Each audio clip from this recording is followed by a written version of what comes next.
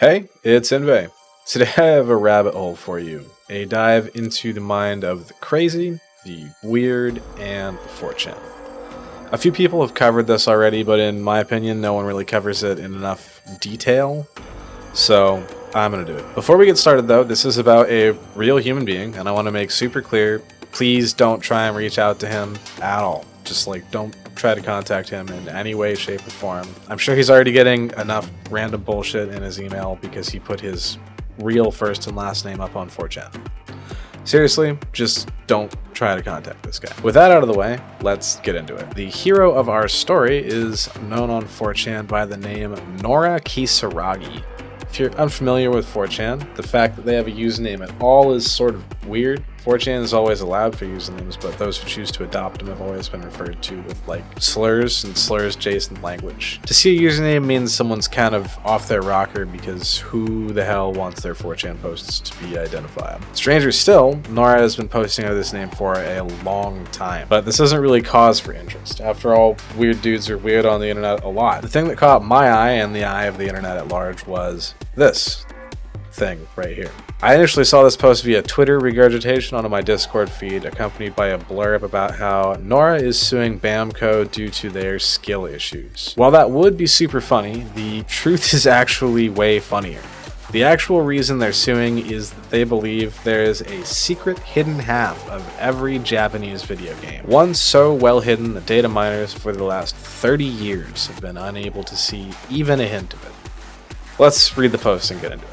Only 2 months remain, starting today. September 25th, 2024 is when Bandai Namco enters court for a hearing in my Elden Ring lawsuit that claims we have only played half of From Software's games, and a whole new game is hidden inside, and that it's too hard to access for even the most dedicated fans. In less than 2 months, you will be forced to realize that game devs cater to crazy people because they have the courage that you don't to explore the unknown world. You will be forced to realize hackers have been lying to you, telling you content is cut when it's actually just undiscovered. Look up the docket number for updates on the case, and there's the docket number. No doxing in this thread, don't get the thread deleted, you fucks. Notably, that docket has his full first and last name, and the thread has his first name in the picture. So, no doxing, he's breaking his own rules, but we're just gonna ignore that. Anyway, I think this 4chan user summed it up perfectly with the response, "I didn't understand anything you said." Thankfully, Nora is here for us to clarify. You've only played half of your favorite Japanese video game. There is an unexplored half. It's like a new campaign. Feels like a brand new game. What's the problem with understanding? Now at this point you might be thinking, oh, this is just a garden variety shit post. He's not actually suing anyone, right? But no, the docket number listed is in fact a real docket number. From a quick glance at that, we learn that Nora is actually Evan, and that Evan is serious. You might be asking yourself, what are they suing for? And I am asking myself the same thing. It's hard to find a legal issue with giving players more game they asked for, even if they aren't able to access it. Maybe they'll let us know as we continue down the rabbit hole. On to their next post. An anon has accused Nora of being insane. To this, Nora responds, "I'm getting my day in court. How will you cope with the truth? I became insane because that's what Hidetaka Miyazaki wanted in the case of Bloodborne. He wanted the players to break the shackles of humanity. The Drained Blood interview, he said, the urge to transform into a beast is in conflict with the basic sense of humanity we all have. That humanity serves as a kind of shackle, keeping the transformation in its place. The stronger the shackle keeping that urge to transform in place is, the larger the recoil once that shackle is finally broken. The results cause you to transform into a larger creature or a more twisted one. The struggle between these two urges is a concept here. You see that pretty clearly with the beast characters, designed early on, especially the cleric beast, which serves as their icon of sorts. That connects with the idea that their cleric is the most fearsome beast of them all. So, responding to accusations of insanity, Nora counters with the assertion that the basic urge to transform into a beast is part of what it means to be human or something, and Miyazaki wants him to do. Not the tack I would have taken to avoid being called crazy, but let's see where they're going with this. I'm sure they'll provide some evidence. Are you familiar with division by zero? The closer an equation gets to zero, the higher the increase of change becomes, and approaching infinity. In this case, we have a whole bunch of hints that there's another world out there. No evidence, but these constant hints game developers keep dropping out.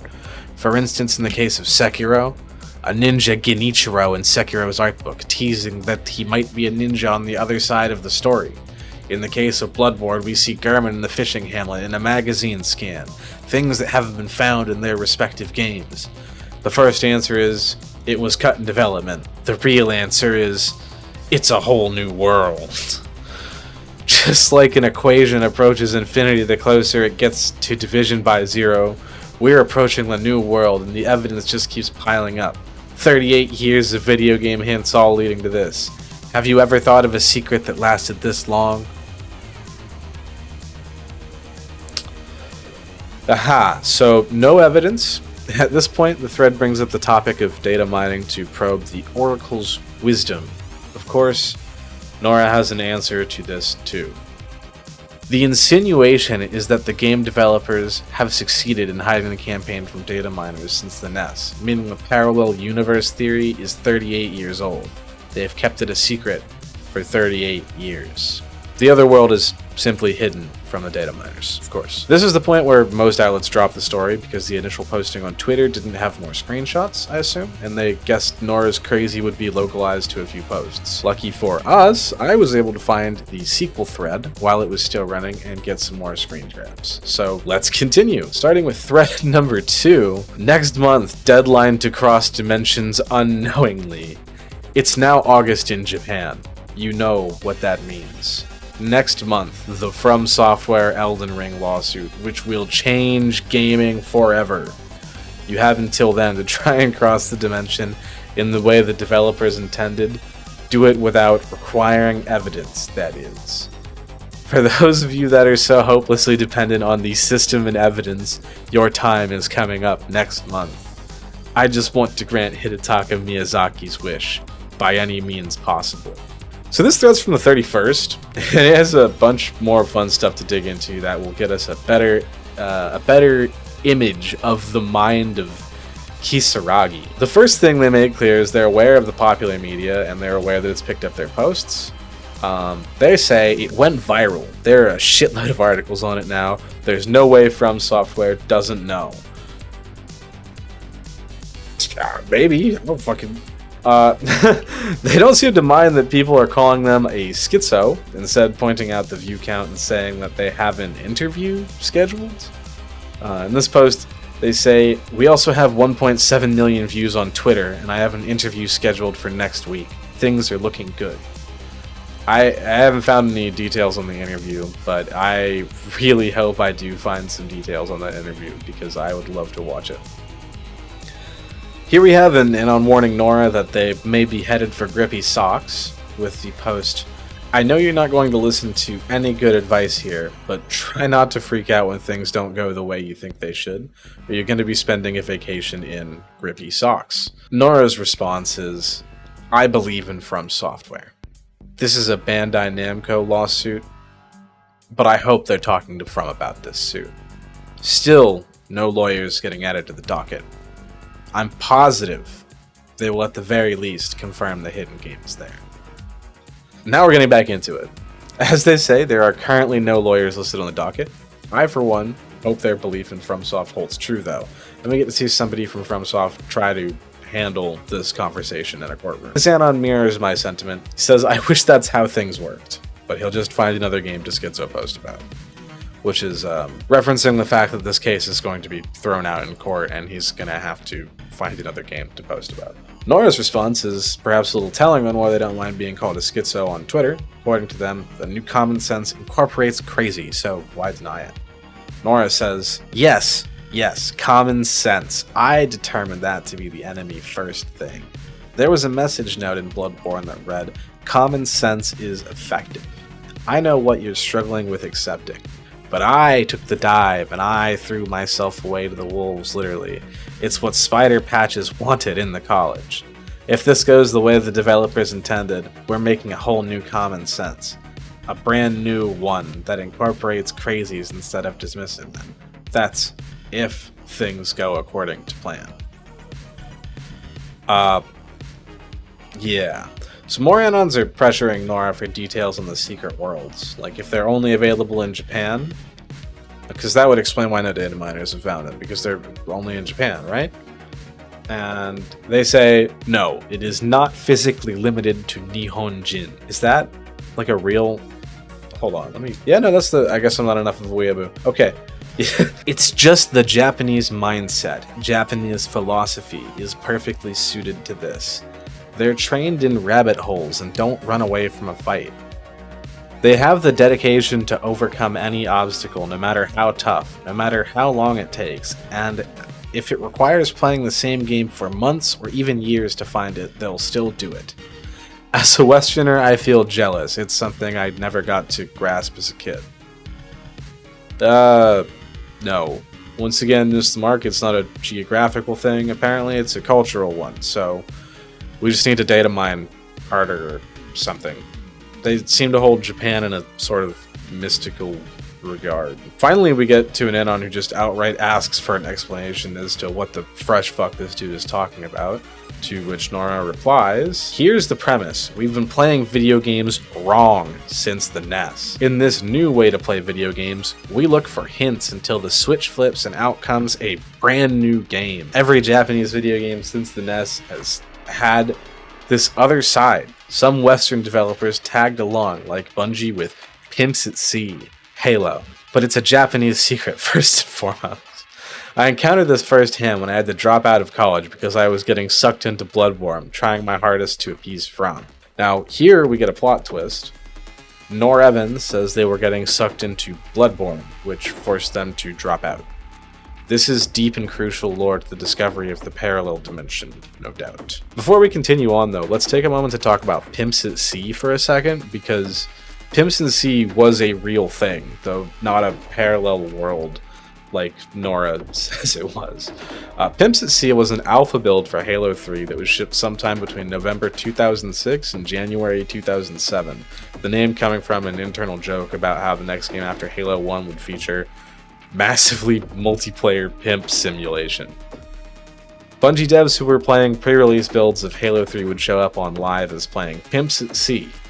I'm not going to get super in-depth, but there's a ton of details and it's like super, like actually genuinely very interesting. If you want to get more detail, check out the Vengeful Vadam's video on this subject. I have it linked in the description.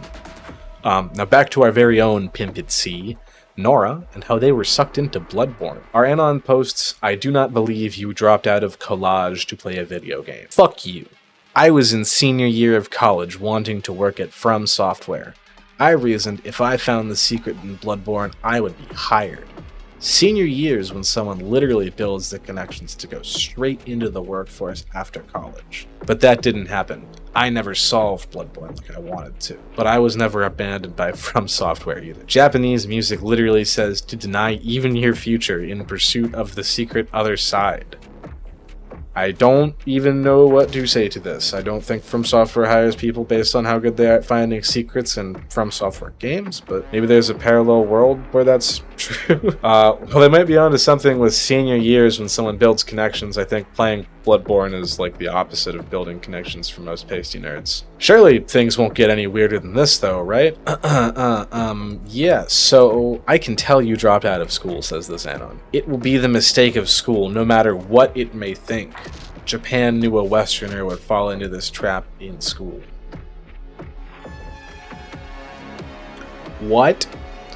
This is a screenshot from a random music video.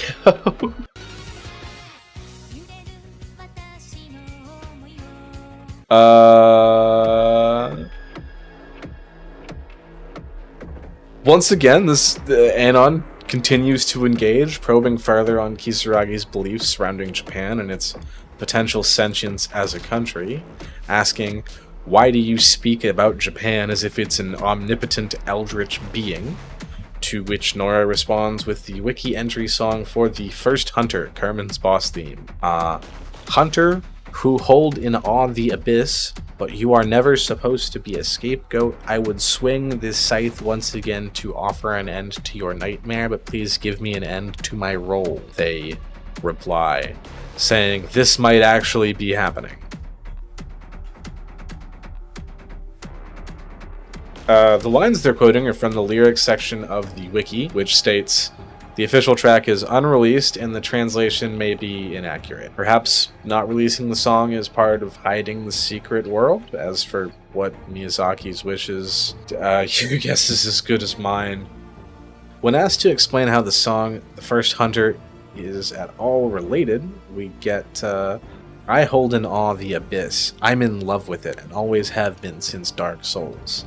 I literally founded the Abyss Fight Club in Dark Souls 1 under my former name. Red Sonic? That sounds like Red Sonic. People are trying to hunt me because of what I think. It's obvious I'm in a nightmare. Garmin won't end my nightmare, but I can end his. Is something wrong with this interpretation? Yeah, his thoughts are jumbled. The comments on the Abyss from Dark Souls 1 aren't really related to the post they're replying to, which literally just says, explain? The linked YouTube video is an 11-year-old video from Sunlight Blade where Norevan shows him how to glitch into the Abyss for PvP fight clubs. Again, not sure why this is relevant outside of the single word of Hunter who hold in awe the Abyss in the last lyric. I also don't know who would hunt them for trying to PvP in a boss arena. I guess From Software, maybe they'd fucking hate PvP, you know. This Anon says, well, you seem to believe that Miyazaki is speaking through Garmin directly at you. I'd say that is your autism. So, Nora's response to being called autistic is, I know your name. He knew it was me. I'll explain it as simply as possible. Japan is looking for the one. Japan is looking for the one. Japanese music is specific to the one. They choose music specifically for it. Everyone gets a turn being the one until they find the actual one. I bet someone pretending to be Miyazaki online play while the Bloodborne thing was happening to me. Maybe it was actually him. I don't know. I just don't know. But I can feel. And that's what it takes to open this fucking door. September 23rd is when you finally get BTFO and let Japan be Japan. Alright, so they just deny that entirely, the autism thing. Linking to the song Hunt You Down by Ruby Friedman. Friedman? I'm sorry. This song was apparently used in the marketing for Bloodborne.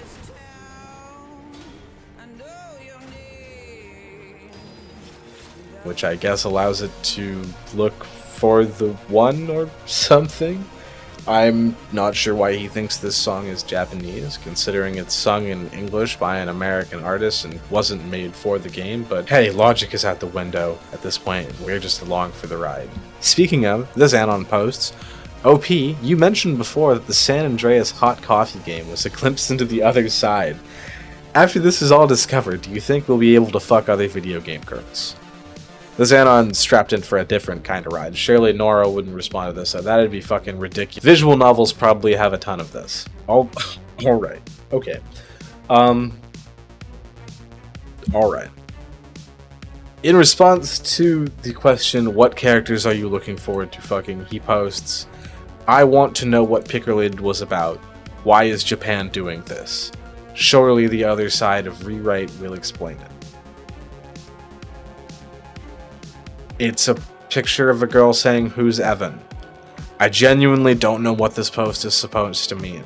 Their name is Evan, as the court document revealed, but like, why post this screenshot? I guess I want to know what Pick Related is about too, Evan. This Anon says, Pick Related is a translation error. Who am I to say? I haven't played this shit. I'm not going to for this. And Nora claps back with, they did it twice. So, I guess the plot thickens. I think I've lost the plot. At this point, Nora stops responding and the thread dies shortly there. I've done a little more digging to see if I could find any more posts on the subject, but I didn't find too much else on our favorite image board. What I did find was their YouTube channel. On his channel, we're able to find the video Dark Souls, Going to the New Dimension, Series Part 1, Undead Asylum, Step 1. Alright, this is Dark Souls. We're going to cross the dimension, hopefully, eventually in this series. He's an isekai fan. They're not good at naming stuff. Immediately upon opening the video, he mentions Jin Kisaragi from Blaze Blue. So in Blaze Blue, there is a character called Jin Kisaragi, and he is someone who crosses the dimension. I want to do that in Dark Souls. Saying that he is a character who has crossed dimensions. This is probably where he got his internet last name, although I'm not sure what the origins of the name Nora are. In this video, he mentions explicitly going to another world. He uses the term isekai as a reference term. In normal isekai media, the main character is transported to the fantasy world, like you go in the computer. So I'm not sure if he means his character will be isekai'd, or if he's trying to find a literal portal into the game's dimension. Either way, he creates a thief with black fire bombs named Dimension Jump and begins the game. I'm going to be a thief. Get the black fire bomb, need that, or large. Stolen cleric, ponytail, dark blue. And with that, we're ready to start Dark Souls. As he loads into the game, he says he'll be following a really set pattern, and that this is a tutorial on how to get to the real Dark Souls. Alright, so I'm going to follow a really set pattern here. I'm assuming you know how Dark Souls works. This isn't a tutorial on how to play Dark Souls. It's a tutorial on how to go to the real Dark Souls. He states that bonfires are against the law and evil, avoiding the first one and running past the big booty demon. So far, he's grabbed every item the game has provided to him and has not killed any enemies. He quits and reloads the game, following the process to perform the glitch that allows you to start the game without an Estus flask. Normally in this glitch, you would continue to press A on the door to the Asylum Demon, and it would open, allowing you to enter. Evan, on the other hand, says only press A once before heading back upstairs to grab his Estus flask and then defeating the boss as normal. Miss me with that. Look at the boulder. Quick reload.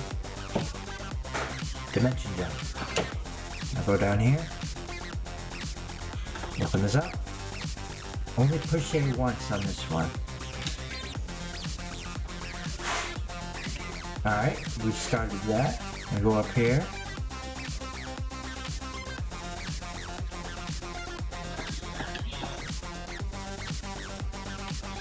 Now we can go in.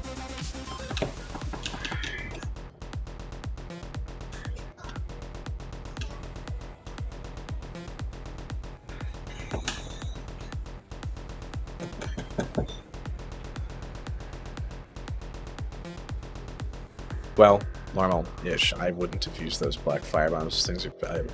After being the Asylum Demon, he walks over to an item just outside the Asylum Demon's boss door, grabs it, then quits the game and reloads. He skips the travel cutscene between the Asylum and Firelink, and after arriving in Firelink, says this. Alright, so with the Firelink Shrine, we did the first step of the Dimension Tripper.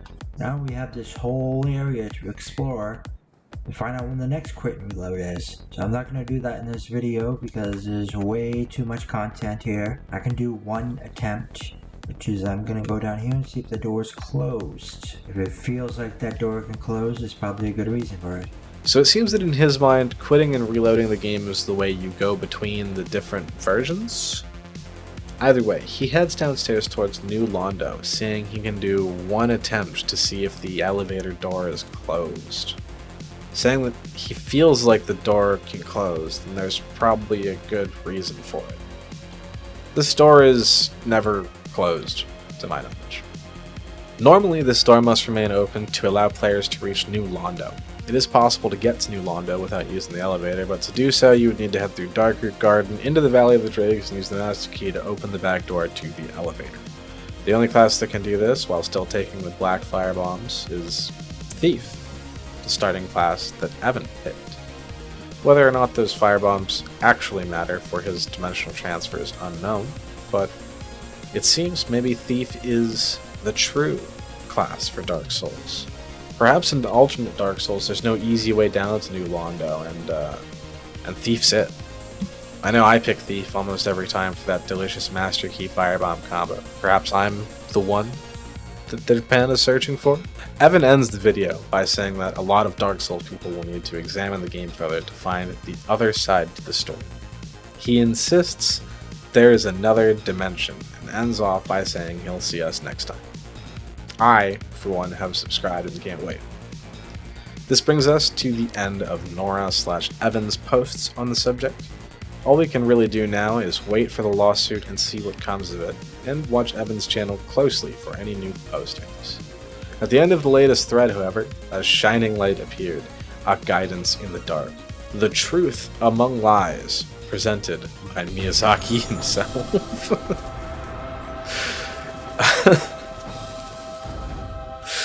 This fucking guy. And with that, I leave you. Sub and like the video or something. I'm probably not doing more content like this. I just thought this whole situation was really funny and wanted to chronicle it. Bye.